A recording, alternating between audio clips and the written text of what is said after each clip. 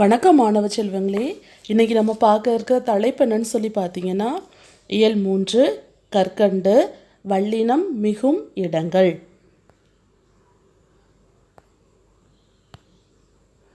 இப்போ வல்லின எழுத்துக்கள் என்னெல்லாம் சொல்லி பார்த்தீங்கன்னா, கசட தபர, இக்கு இச் இட் இத் இப் இர். இப்போ உதாரணம், கத்தி கொண்டு வந்தான், கத்தி கொண்டு வந்தான். இப்போது இந்த ரெண்டு சொற்றொடருக்கும் பாருங்கள் ஒரு வித்தியாசம் இருக்குது. என்னன்னு சொல்லி பார்த்தீங்கன்னா, வல்லெழுத்துக்கள் முதல் சொற்றொடரில் மிகுந்திருக்குது, இரண்டாவது சொற்றொடரில் இல்லாமல் இருக்குது. இப்போது கத்தி கொண்டு வந்தான், கத்தி கொண்டு யாரோ என்ன செஞ்சுருக்கான், ரொம்ப சத்தம் போட்டுக்கிட்டே வந்திருக்கான். ரெண்டாவது சொற்றொடருக்கு பொருள் கத்தி, ஆயுதத்தை கொண்டு வந்தான். அப்போது ஒரே ஒரு வல்லெழுத்தில் எவ்வளோ வித்தியாசம், அந்த வார்த்தையே மாறுது, அந்த சொற்றொடரே என்ன செய்யுது, மாறுது. இதை தான் எனது வல்லினம் மிகும் இடங்கள். இதை நம்ம விளக்கமாக பார்க்க போகிறோம். மேற்கொண்ட சொற்களில் வல்லினம் மிகும்போது ஒரு பொருளும் மிகாத போது வேறொரு பொருளும் வருவதை அறியலாம். அதாவது நம்ம பார்த்தோம் இல்லையா, கத்தி கொண்டு வந்தான், சத்தம் போட்டுட்டு வந்தான், கத்தி கொண்டு வந்தான், கத்தின்ற ஆயுதத்தை என்ன செஞ்சான், கொண்டு வந்தான்.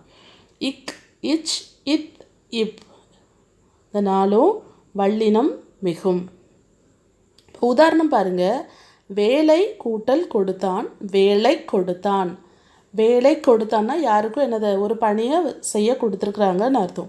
இப்போது நிலைமொழியும் வருமொழியும் என்னன்னு சொல்லி பார்த்துடலாம். ரெண்டு சொற்றொடர் இருக்கு இல்லையா, முதல்ல உள்ள சொல்ல நம்ம என்னன்னு சொல்லுவோம், நிலைமொழின்னு சொல்லுவோம். ரெண்டாவது உள்ள சொல்ல என்ன சொல்கிறோம், வருமொழின்னு சொல்கிறோம். நிலைமொழியின் ஈற்றில், அதாவது கடைசியில், நிலைமொழி என்னது, வேலை, லை. இப்போ அதை பிரிக்கும் போது என்னது, இல் கூட்டல் ஐன்னு வருது. அதாவது கடைசி தான் வல்லினம் மிகும். நிலைமொழியின் ஈற்றில் வல்லினம் மிகும். இப்போ ரெண்டும் சேரும்போது அதில் என்னது, இக் தோன்றியது. ஏற்கனவே நம்ம 8ஆம் வகுப்பில் படிச்சிருக்கிறோம் இல்லையா, புணர்ச்சி 2 வகைப்படும்.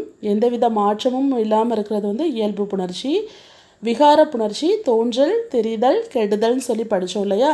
இப்போ தோன்றல் அப்படின்றதுல தான் என்னது, வல்லினம் மிகுந்து வருது. அப்போது இது தோன்றல். முதல் விதி, வருமொழியின் முதல் எழுத்து க ச த ப வர்க்கத்தை சேர்ந்ததாக இருக்க வேண்டும். வல்லினம் மிகுதல், வல்லெழுத்துக்கள் க ச த ப ஆகிய 4ம் மொழிக்கு முதலில் வரும். இவை நிலைமொழிகளுடன் புணர்கையில் அவற்றில் மெய்யெழுத்துக்கள் தோன்றி புணரும். இதை வல்லினம் மிகுதல். அதாவது இந்த 4 எழுத்துக்களும் என்ன செய்யும், மிகுந்து வரும். எடுத்துக்காட்டெலாம் பாருங்கள். அ இ சுட்டெழுத்துக்கு பின்னும், அந்த இந்த என்னும் சுட்டு பெயர்களின் பின்னும், ஏ என்னும் வினா எழுத்தின் பின்னும், எந்த என்னும் வினா சொற்களின் பின்னும் வல்லினம் மிகும். இப்போ அ கூட்டல் சட்டை, அச்சட்டை. ஈ கூட்டல் காலம், இக்காலம் அப்படின்னு நம்ம சொல்லலாம். இப்போது இந்த கூட்டல் காலம், இந்த காலம்.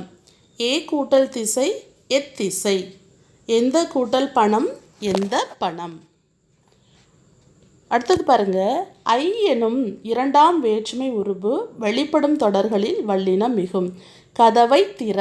இப்போ ஐ எப்படி வெளிப்பட்டிருக்குது, கதவை திற. அப்போது நிலைமொழியோட கடைசி எழுத்து என்னது, வை. அப்போ வையை நம்ம பிரிக்கும் போது எப்படி பிரிப்போம், யு கூட்டல் ஐ 2ஆம் வேற்றுமை.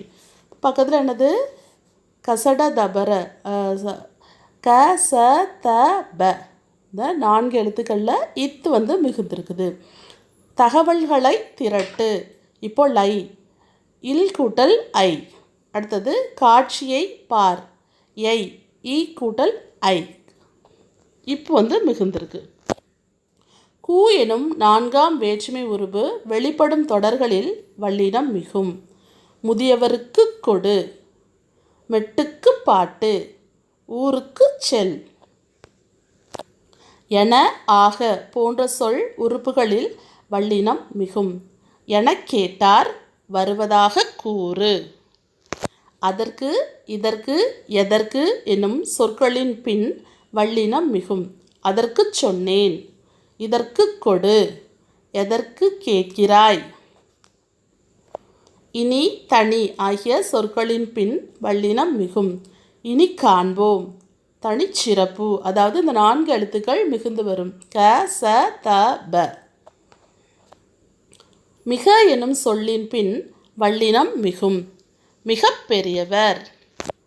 6ஆம் வேற்றுமை தொகையில் வல்லினம் மிகும். 6ஆம் வேற்றுமை தொகை என்னது? ஐ, ஆள், கூ, இன், அது. அப்போ புலித்தோல்னது புலியின் அது தோல் அப்படின்னு நம்ம வந்து சொல்லுவோம் இல்லையா, புலித்தோல்.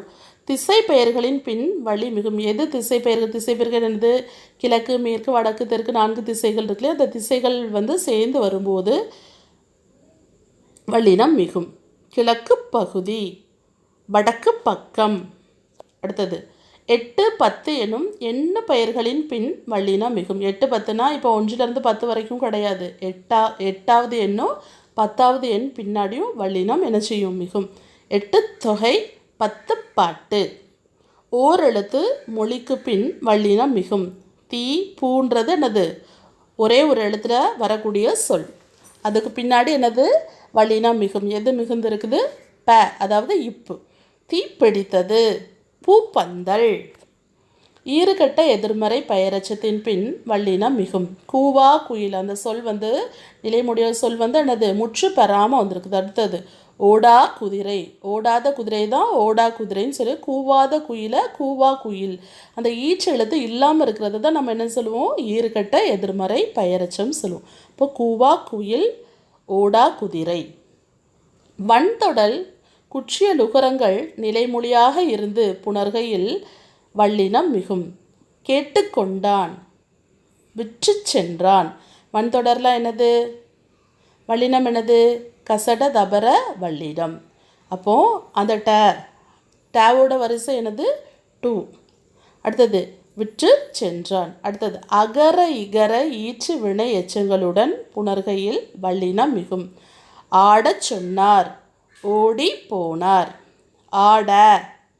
அப்போது டேவை வந்து பிரிக்கும்போது இட்டு கூட்டல் ஆன் நம்ம வந்து பிரிப்போம், அப்படி தானேம்மா? அடுத்தது ஓடி போனார், அந்த டி எப்படி பிரிப்போம்? இட்டு கூட்டல் இ. அப்போது ஆடச் சொன்னார், ஓடி போனார். இரு பெயரொட்டு பண்பு தொகையில் வல்லினம் மிகும். மல்லிகை பூ, சித்திரை திங்கள். இரு பெயரொட்டு பண்பு தொகைன்னா என்னது? சிறப்பு பெயர், பொது பெயர். இப்போது பூக்களில் நிறைய வகைகள் இருக்குது. அதில் வந்து சிறப்பு பெயர் இங்கே என்ன சொல்லியிருக்கிறாங்க? மல்லிகை. பூன்றது என்னது? பொது பெயர். அதை தான் நம்ம என்ன சொல்லுவோம்? இரு பெயரொட்டு பண்பு தொகை. அடுத்தது சித்திரைன்றது என்னது? மாதங்களில் 1. திங்கள்ன்றது என்னது? பொது பெயர். சித்திரைன்றது வந்து என்னது? சிறப்பு பெயர். அப்போது மல்லிகைப்பூ, சித்திரை திங்கள். உவம தொகையில் வல்லினம் மிகும். தாமரை பாதம். இதனுடைய பாதங்கள் பார்க்குறதுக்கு எப்படி இருந்தது? தாமரை போல இருந்தது. அதுதான் என்னது? உவம தொகை நம்ம வந்து சொல்லுவோம் தாமரை பாதம். சால, தவ, தட, குல என்னும் உரிச்சொற்கள் பின் வல்லினம் மிகும். சால பேசினார், தவ சிறிது. இப்போது உரிச்சொல் நிறைய வரும். சால, தவ, உரு, நனி, கூர், களி, கடி. அப்போது இது எல்லாத்துக்கும் பின்னாடி வராது, குறிப்பிட்டு சொல்லியிருக்காங்க. என்னெல்லாம்? சால, தவ, தட, குல. இந்த 4 உரிச்சொலுக்கும் பின்னாடி என்ன செய்யும்? வல்லினம் மிகும். சால பேசினார், தவ சிறிது. அடுத்தது பாருங்க, தனி குற்றெழுத்தை அடுத்து வரும் ஆகார எழுத்தின் பின் வல்லினம் மிகும். இப்போ நீன்றது என்னது? குறில் எழுத்து. நிலாச்சோறு தனி குற்றெழுத்துக்கு அடுத்தாப்புல ஆகார சொல். இப்போ லான்றது என்னது? இல் கூட்டல் ஆன்னு முடிஞ்சிருக்குது. அப்போ அது என்னது? ஆகார சொல்னு சொல்லியிருக்காங்க. சரியாமா? அடுத்தது 2வது பாருங்க, கணா கண்டேன். அதில் கேன்றது என்னது? குற்றெழுத்து. நான்றது என்னது? இன் கூட்டல் ஆ. அப்போது அது என்னது? ஆகார சொல். கணா கண்டேன். சில உருவக சொற்களில் வல்லினம் மிகும். வாழ்க்கையை படகா உருவகம் செஞ்சுருக்காங்க, உலக பந்தா உருவகம் செஞ்சுருக்காங்க. வாழ்க்கை படகு, உலக பந்து. சரி, இப்போ நம்ம வந்து பார்த்த வல்லினம் மிகும் இடங்கள் உங்களுக்கு தெளிவாக விளக்கமாக புரிஞ்சிருக்கும்னு நினைக்கிறேன். நன்றி மாணவர்களே.